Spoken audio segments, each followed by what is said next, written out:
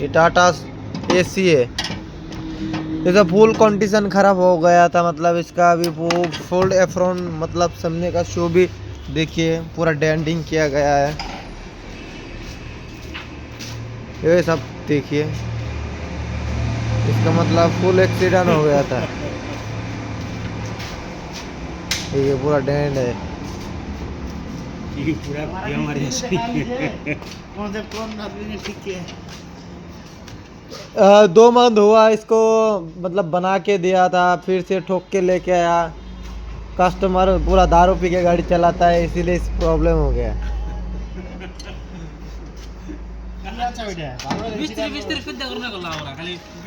देखिए ये हमारा उस्ताद है,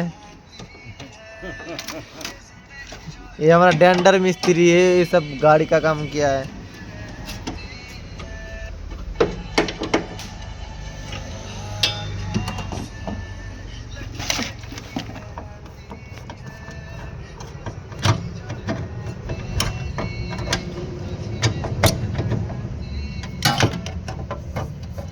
মধ্যপ্রদেশ তোমার এত বড় বড় রোজগার